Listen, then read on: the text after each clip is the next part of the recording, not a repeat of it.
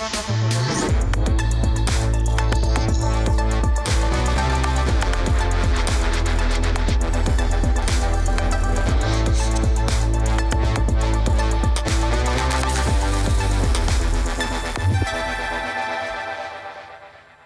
I'm inviting to this seat Hein-Jan Keijzer from national Dutch broadcaster BNNVARA.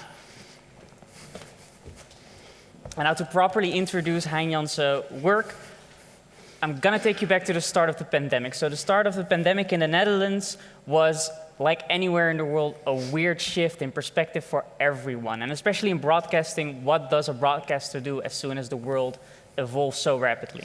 Well, on Dutch television, we've had like an incredible obsession with the series Frontberichten. In English, you would say Front Reports.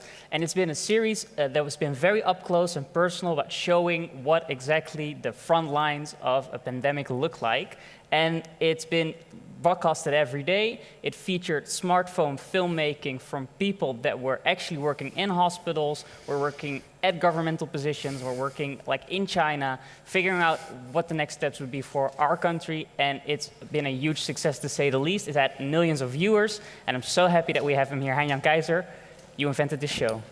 Thank you. Well, yeah, okay. I will explain that later. Right? Okay, yeah. So first, to get a taste of what exactly you've created, let's just watch a bit Let's of have it. a look. Like, right? Yeah. All right. Okay. Nederland is in de ban van het coronavirus. Tienduizenden Nederlanders met cruciale beroepen staan op dit moment in de frontlinie om te helpen Nederland weer beter te maken. In dit programma zoeken wij ze niet op, maar laten ze dagelijks zelf van zich horen. Deze werkdag. Dit zijn de frontberichten. Op het moment ben ik bezig met een nachtdienst. Deze duren nu van 7:30 avonds tot 8 uur 's morgens. Dit is geen normale nachtdienst, want we draaien nu 12-uursdiensten. We hebben nu 2 keer een ritje gemaakt en we zijn hem nu weer aan het klaarmaken voor het volgende ritje. De bus is nu weer helemaal gereed voor 6 intensive care patiënten over te plaatsen vanuit het zuiden naar het UMCG. Ik sta nu voor in de bus naast de chauffeur. We hebben met de chauffeur continu met een mobielefoon contact met de politie voor het politie-escorten, zodat wij precies weten wat er gaande is op de weg en dat wij onderling kunnen communiceren over de tocht. Hier zien jullie een paar van mijn collega's. Hallo jongens. Hallo. Het is alleen maar werken, 12 uur lang. Je gaat naar huis, je slaapt en eigenlijk je staat op, je eet en dat is je dag. Kan je ook voorstellen dat zo'n transport heel veel zuurstof nodig heeft? Ruimte voor 20 flessen zuurstof van 5 liter. Dat is 20.000 liter zuurstof, waarvan we verwachten dat we voor het transport voor 6 patiënten voor 3 uur zeker 10.000 tot 15.000 liter nodig hebben. En je hebt altijd reserve nodig, maar je weet natuurlijk nooit wat er helemaal gaat gebeuren. Dus we hebben nog veel zuurstof nodig. Dat is een lastig punt, want op dit moment is alles tekort of dreigend tekort of moeilijk aan te komen, omdat het zo hoog verbruikt wordt dat het bijna niet bijgevuld kan worden.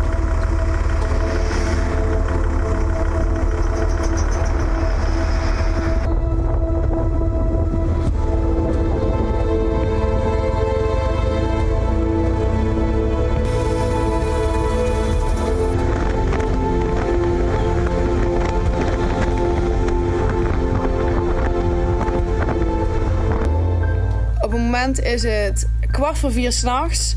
We hebben zojuist de voorbereiding getroffen om de 4e patiënt van deze dienst te draaien. Buikligging is vaak een van de laatste opties die als behandeling gegeven kan worden.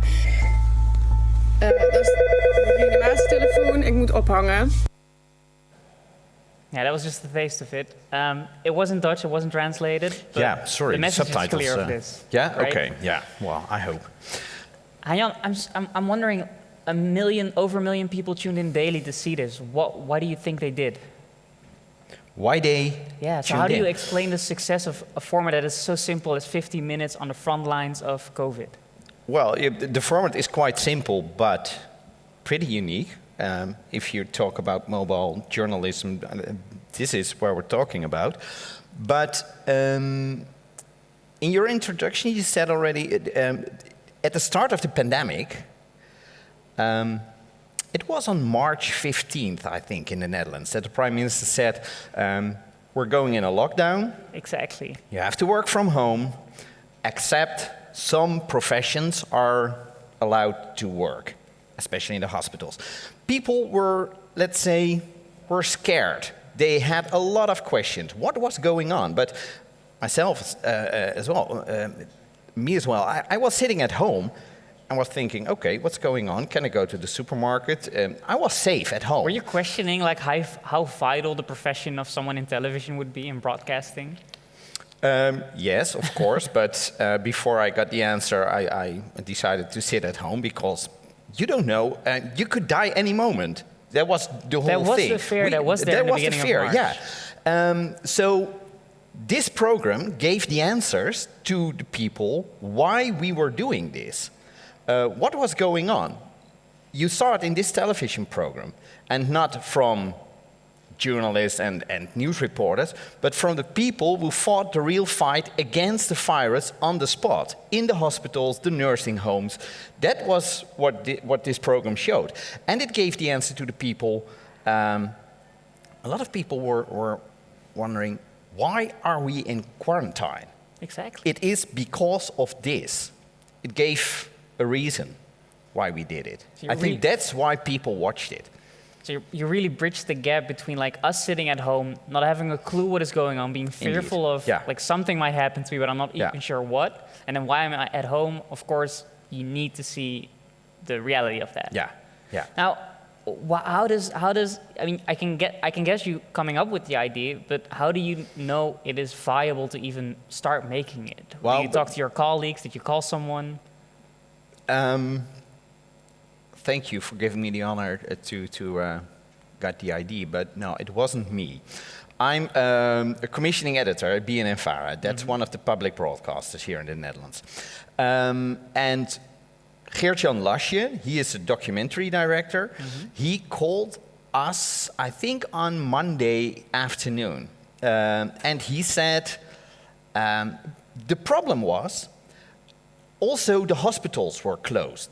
So if you, as a documentary maker, want to go inside and make a special documentary about this whole situation, which is what would usually be happening in this situation, indeed, right? You couldn't do that. And he said, we have to invent something, we have to find out something that we are able to get a picture from inside the hospitals. And everybody has a mobile phone, and almost every phone has a HD camera nowadays. So he said, if we ask these front fighters, these people, the doctors, the nurses, but also the housekeeping in the hospitals, to make videos from inside the hospital and send it to us, we can cut it, we can edit it, and make a daily program. Brilliant idea. So it wasn't me, it was his idea, and we fine-tuned it together, and then we went to the NPO, the Dutch national broadcaster, and in these times, it were crazy days. So and you had to handle fast, I'm guessing. We had to handle fast, and if there is, it was a unique situation. So I think within a couple of hours, everything was arranged. They liked the idea. It was very inventive. It was very creative and unique and simple. Now, I'm guessing and easy to make was the idea. Right, but I'm guessing not a lot of the viewers quite exactly understand how these processes work of like inventing idea, pitching it to a broadcaster. Like this getting approved so quickly, is that remarkable or not? Does that happen often? Like, has that happened before in your career? A good idea finds its way to television, I think. But this is super unique. Right? It was decided within a couple of hours. The plan, the final plan, we sent it on Tuesday to the public television. On Wednesday, the researchers started, and I think on Friday we had the first show. So so on Wednesday the roller coaster started to ride. In a week time. But where in do 2 you days, then, yeah. So and how do you then set your researchers up to find these stories? Like, do you just call the hospitals? How did that work? One of the things why this program was so successful is because of the researchers. They were very, very, very committed. They worked, I think, well, what else could you do? But they worked for more than 24 hours a day. And that was necessary because the nurses and the doctors had night shifts. And they sent the videos at 4 o'clock in the night. And the researchers, they saw it and they looked at it. And because that's the moment, if it's not good enough, you can change it. You still can change it. Can you do it again? Please, it's well, we can talk about it later, because it's not that easy to get these videos from No, and I'll need medical all your people. tips. They're Yeah. not professional filmmakers. And I that's what we noticed expected. from asking my mom to take a picture of me during Christmas dinner, it's the worst. It's always the worst if you ask people outside of like television or movie making to take a picture, to film something. Indeed. They, Yeah. they don't know how to hold a camera. Like, what are the things you even come across? Yeah, these people we asked to make films and vlogs, videos. They are very, very, very professional in healthcare. Right. Not in. Actually, when you said this about your mom and the Christmas dinner, it could be nice to see, let's say, Jan de Bond's we'll talk pictures from Christmas, how they look, or his holiday videos. They're professionals, so you have to give instructions how to film. So that's where we started. The editor started with, and they knew that some of them made a documentary about a hospital, and they knew people in several hospitals. So that's the starting point. That's the starting point. They knew doctors. And we thought we need, let's say, a core group of doctors, nurses, that will deliver us daily videos. And the other videos, that's the base for the program, and the other videos, they will Anyone come. can send They will in. come. Yeah. So that's where we started to create a core group. And I think at the end we had around 50 doctors, nurses, policemen, teachers, but also cleaning people, housekeeping from hospitals, nursing homes. They delivered incredible things. We instructed them with, we made a document, how to film. What do you do? Don't film against the light. Stand in the light, basic thing. But people forget it, your mom as well. She will keep her, when she makes a Christmas picture, she will keep her hand in front of the flash, so everybody is dark. If you keep your hand on the microphone, the sound is not going to come out well. Fantastic story, but you won't hear it.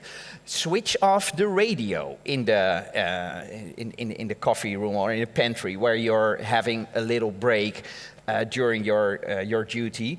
And that was the moment that they started with filming. So I'm in a duty now, it's super heavy. But when the radio is on, you can't use that. So ask your colleagues to be quiet, to be silent when you do it. So we gave them all these instructions, and we asked them, it was on Wednesday, so 2 days before we started, we asked them, send in a test video. Because we Like an audition tape? Sorry? Like an audition tape?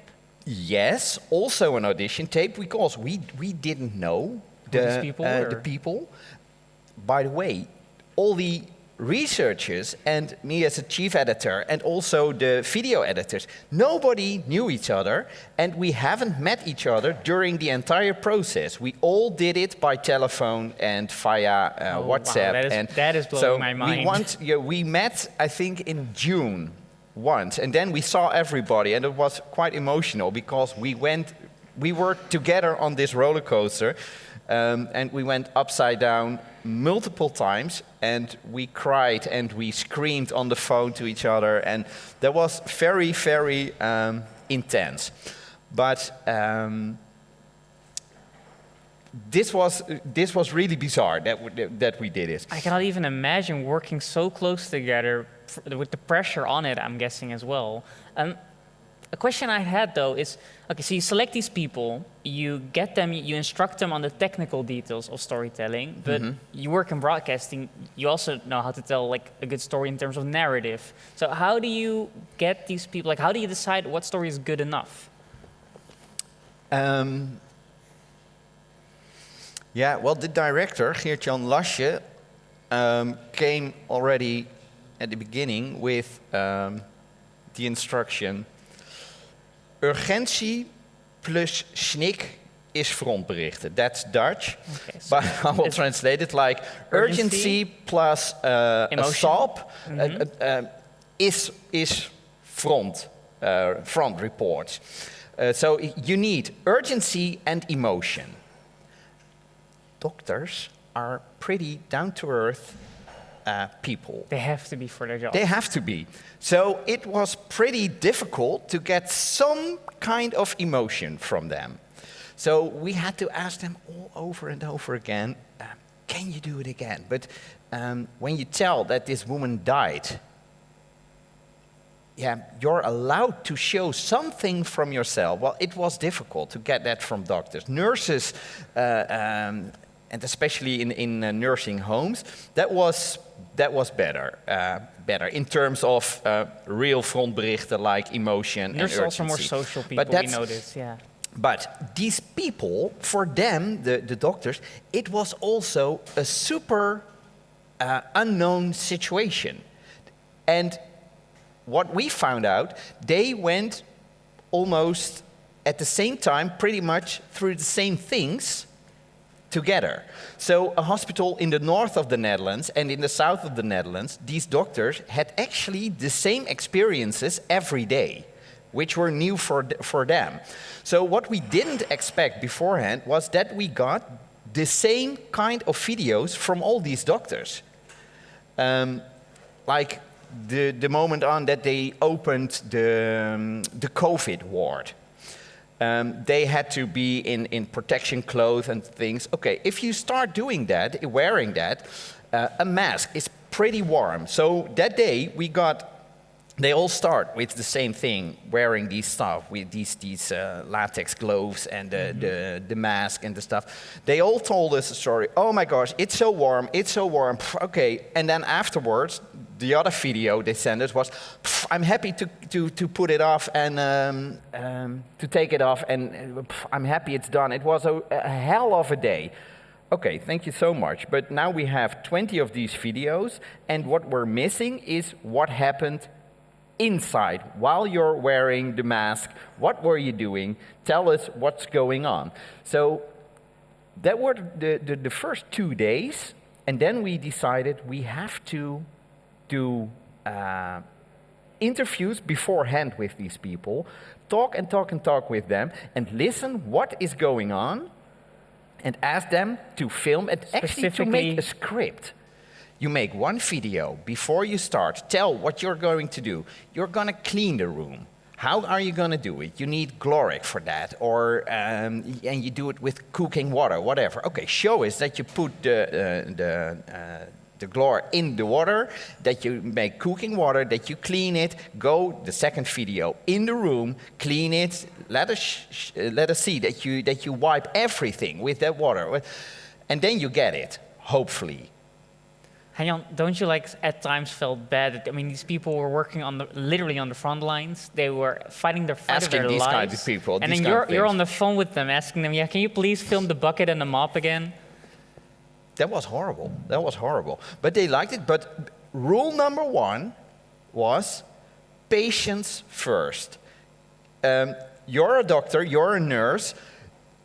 We will never, ever have it happen that someone gets in danger, whatever, because you were making a video. Okay. So that was rule number 1, and I think everybody did it. But for them, it was also super, super intense, this entire thing. And especially the researchers who talked with these people, they became almost psychological assistance for these people. Yeah. And we could share information from other hospitals with them. Okay, what you're telling me, I just heard the same story from the hospital. Oh man, they have the same thing. Yeah, they have the same thing, and they did it like this. Oh, that's a good idea. So we shared Sounds stories. like therapy. So it was a little bit like therapy, but they shared everything with us. So that was pretty unique. But you see it also, maybe I have a video that you see that, let's say after a month, after 6 weeks, they became really, really emotional what happened in the hospital. Maybe we can, okay, let's check that out. Yeah. Waarom was je nou zo verdrietig? Geeft niks, je mag voor mij ook huilen. Omdat het niet meer is. Omdat het er niet meer is. En dan is het ook nog Pasen. En dan is het ook nog zo stom. Een paar dagen geleden sprak ik een van mijn patiënten. En ze vertelde me hoe actief ze in het leven stond. Ze vertelde over haar werk, over haar hobby's, waar ze plezier van had in het leven. Ze vertelde me dat ze wel naar de intensive care wou, maar ook hoe bang ze was. Bang dat ze erheen zou gaan, niet meer wakker zou worden. Bang dat het toch niet goed zou gaan. Zoals een kastplantje eruit zou komen. Het was een beetje alsof ze voelde dat het niet goed zou gaan. Want een paar uur later was de ziekte zo plots verergerd dat ze er wel heen moest. Waarbij ze daarna snel in slaap gemaakt moest worden. Niet wetend of ze er weer levend uit zou komen. En als dat al lukt, hoe goed ze dan nog is. En ook voor de familie aan de andere kant. Kun je nagaan dat je opeens een telefoontje krijgt van je geliefde die je al een paar dagen niet hebt kunnen zien of spreken. Dat hij naar de intensive care moet. Ik hoop dat we er gauw vanaf zijn. Maar ik vrees dat het nog een hele tijd gaat duren. Vandaag was het gewoon een hele emotionele dag. Nou, kom ik ga staan. Tik het telefoon. Gelukkig hebben we elkaar nog. Toch? En Nicky nog. En Nicky hebben we ook nog. Het lijkt allemaal vredig, het lijkt allemaal rustig, maar ondertussen gebeurt er in ons van alles wat we niet direct kunnen laten zien. Ik was niet van plan om in huilen uit te barsten in het beeld zelf, maar het kost ons wel moeite om onszelf bij elkaar te houden, om het voor de jongens in ieder geval goed te kunnen doen. Een patiënt van ons die wil graag een borreltje. Dus die krijgt een borreltje van mij. Dat staat op zijn nachtkastje, een glaasje ernaast. Dus ja, dat soort dingetjes. Dan proberen we toch die extra's te doen wat kan. Blijft verdrietig. Blijft vreselijk. Hopen dat het snel voorbij is en we terug kunnen kijken. Oké. Okay, we've seen a respiratory doctor. We've just seen Els, who is a nurse, I believe. Elsje, yeah, she is a. Do you call it a nurse? Yeah, well, it's a nurse. She's working, as you saw, she's working with people with mental issues. Mm-hmm. She was one of our heroes, actually. She was amazing. She was so good, also in her job, the contact with the people. She stopped seeing her children and grandchildren, and she lived in quarantine when she wasn't at work because she couldn't leave. She couldn't ask the people she was taking care of to keep distance from her. They didn't understand what was going on. Right. They tell them that the king decided, the king was the hero, and he will let us know when this will be all over.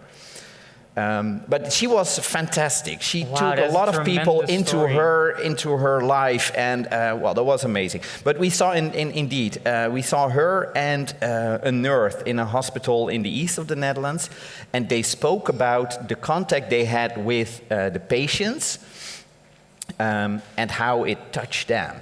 Because, well, also for them, it was really, really unique, this period. How is that for you? You get this material in, you watch it unfiltered, raw, you have to process these emotions, you have to handle your own emotions. Is that an emotional process for you? I'm asking this also because people think that we, as people in broadcasting, are always very stern on making quick decisions and.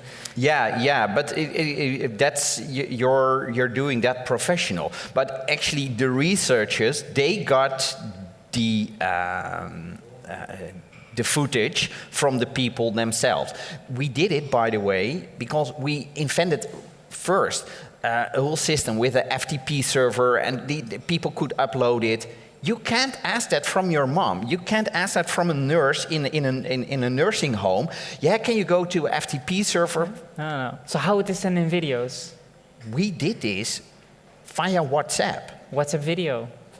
Well, just they record it with their phones. Any cameraman watching this right now is cringing in his seat because he knows that WhatsApp video also compresses video. This is the end of your profession. Right? Yeah, but this is what we also joke to each other. Okay, there we go. You can do this via WhatsApp. And also, and then all these cameramen here will say, oh, but that's low res. Yeah, it is low res, but it looks good, and it worked.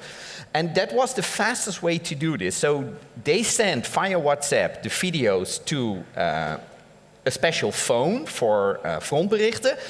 And from there, people from production, they uploaded it to the FTP server. So there we saw all the material. There we looked at it.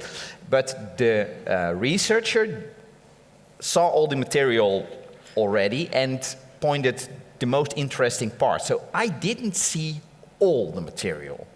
And we also protected some of the nurses and people, doctors, because we didn't broadcast everything.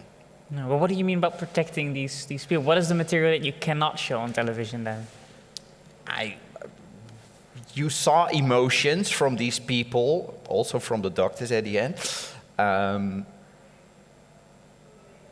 But I'm not sure if you help the nurse or the doctor if you see them crying about something very small, but you see, okay, this is just a little for them. Nervous breakdown, whatever. But they send it to you, though. Like, can you imagine? But they trusted us. They told us everything. They told us everything, business or profession-wise, and what was going on. Yeah, so that was really interesting. And it made Frontberichten also interesting because we got these videos from the people at the front line. They were the people who noticed, they pointed us at new phenomena happening. Before they became trends in the news. We knew it before it was news. We're segueing into my next question. I am wondering, like, this is all about good storytelling. So how do you match the stories you get to the national reporting that is happening around you as the story is developing about COVID? As I said, we spoke, the researchers, they spoke with all these people every day. And then in the morning, we had a morning call at 8:30. Everybody, again, was sitting at home. So most of them, I heard later, myself as well, in my pyjama still. Okay, let's see, what are the stories today? And then all the researchers told the stories. And then you recognize, okay, that's just more or less the same thing as what's going on in a hospital in Zwolle or in the south of the Netherlands, whatever. So then you say, okay, let's flog her and let's make him a video. And then we have the base for the broadcast. But in all these stories, you recognize also the new trends. So let's say the lack of protection materials, face masks, that nursing homes didn't have it. We had it already a week before it was in the news. They said, oh my gosh, we have to take care of our patients, but I can't protect myself. How will I do it? It looked like just one of the vlogs, but there was a real story behind what she told us. And then we had the same story from a totally other side of the country. It could be a mistake from that nursing home, but no, all nursing homes had that problem. So we could check it as well. Is this a problem you have as well? Yeah, we neither have face masks.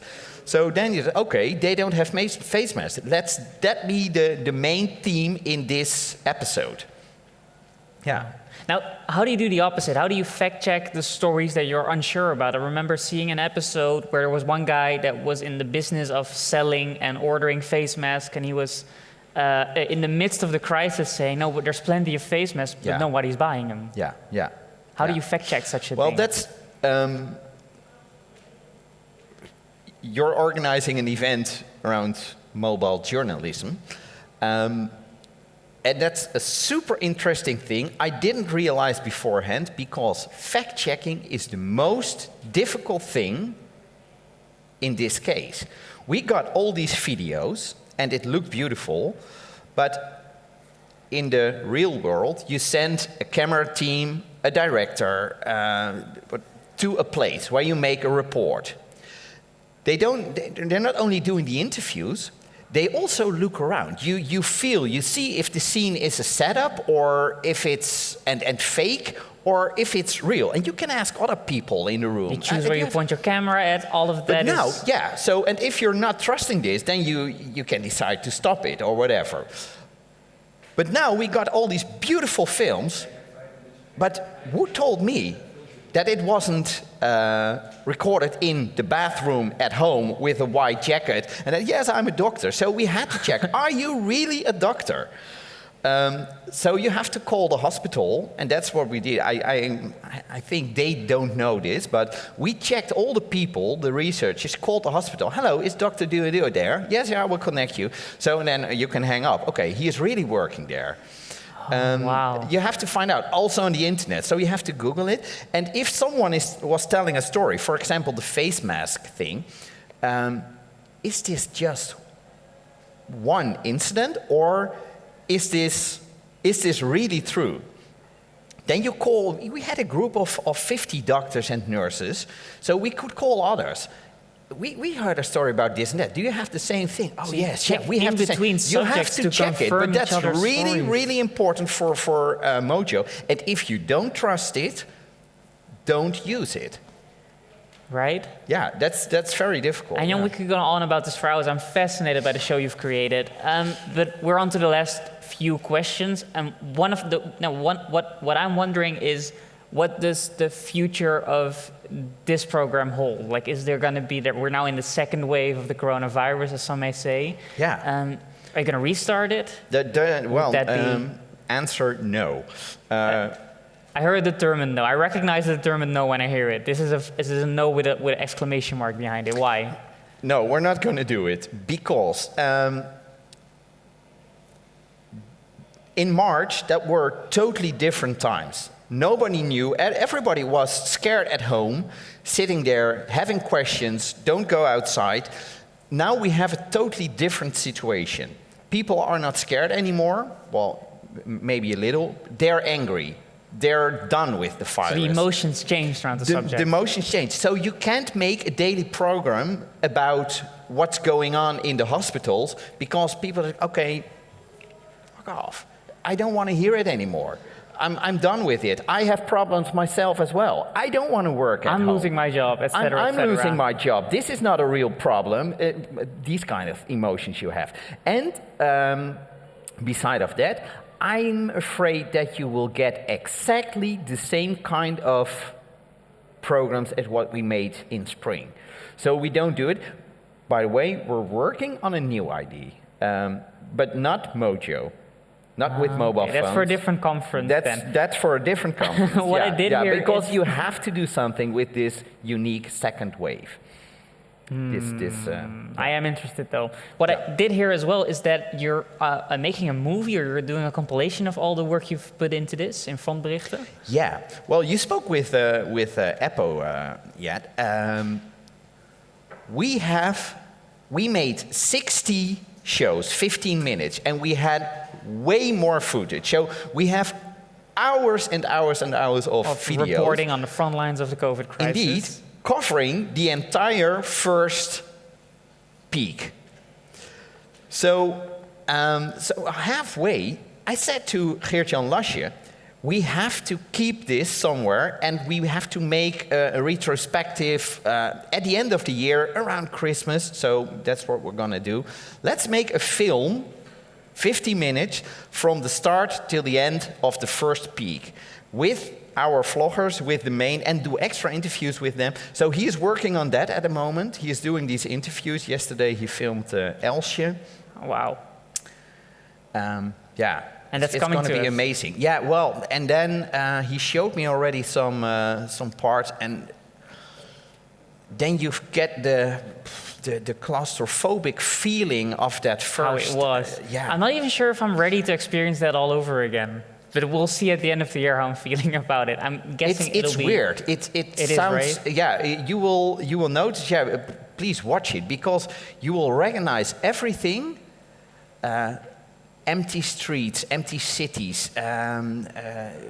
Yeah, and you get immediately the feeling back of that strange period. Right? Yeah. A weird nostalgia it's going to be.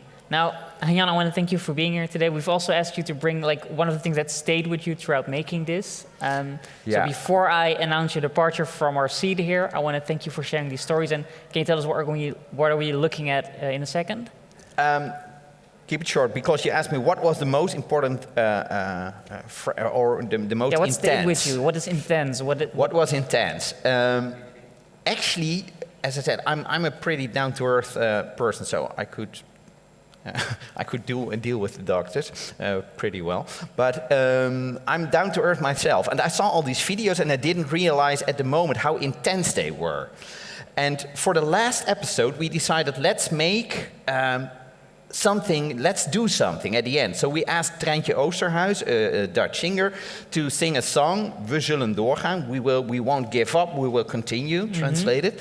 And let's make a video clip with all the fragments from this first peak, from the start till the end. I remember I was still sitting at home and the video editor sent me the link of this video clip. And I watched it, and then I couldn't help it. I started crying, and then I was like, oh my gosh, the roller coaster stopped, and we did it. But what the hell was it? Wow. It was really, really intense. I'm super excited. Thank you for bringing this to us. We're watching this, then we'll be right back with the directors of the viral feature-length film Blue Moon. They're all the way from New Zealand. They're streaming in with us, so stay with us. And here is what struck you, Treintje Oosterhuis. All right. Oh ja, man, de dam zo leeg. Het coronavirus houdt ons land in de greep. Binnen enkele weken is ons dagelijks leven drastisch veranderd.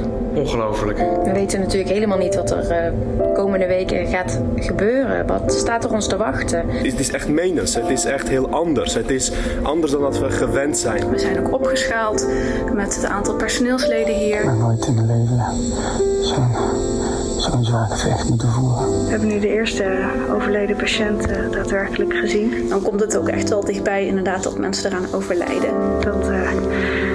Dat maakt wel even indruk. We zullen doorgaan met de stootkracht van de milde kracht om door te gaan in een sprakeloze nacht. We zullen doorgaan, wij zullen doorgaan. Die wanhoop van plotseling dat je vrouw wordt weggevoerd. Want we samen zijn, we zullen doorgaan met de wankelende zekerheid om door te gaan in een vreselijke tijd. Wij zullen doorgaan. En het was ook weer zo pijnlijk om te zien dat iemand die zo dichtbij staat eigenlijk zo ver weg is. Want hij mist zijn moeder. Hij wil gewoon naar zijn moeder toe. Je bent zo lang bij elkaar en dan in één keer op weg afgelopen. Ze zijn heel erg bang om dood te gaan. Vooral om alleen dood te gaan, omdat er nu ook geen bezoek mag komen. Kan je niet binnenkomen? Nee, dat mag niet. De eenzaamheid deze periode. Het is toch wat, hè? Lege lokalen, lege gangen. Echt heel moeilijk om ze nu los te laten. Tot we samen zijn, we zullen doorgaan met het zweet op ons gezicht om alleen door te gaan in een loopgraaf zonder licht. We zullen door. Wij gaan voor u zorgen. Wij zullen door. ja, we zijn ook back-off. Maar goed, dat doen we doen het ermee. We doen het ermee en we doen het samen. We zullen doorgaan, telkens als we stilstaan, om weer door te gaan. Naakt in een orkaan, wij zullen doorgaan. We zullen doorgaan, tot we samen zijn. We zullen doorgaan, als niemand meer verwacht dat we weer doorgaan. In een sprakeloze nacht, wij zullen doorgaan. We zullen doorgaan. Ik ben blij dat ik mijn eigen bijdrage kan leveren. We hebben het nu gered. Daarvoor mogen we elkaar op de schouders misschien slaan. Maar we zijn er echt niet, jongens. Goed, ik zet alles weer op. Ga ik aan de slag. Tot we samen zijn. Hou vol, heb lief.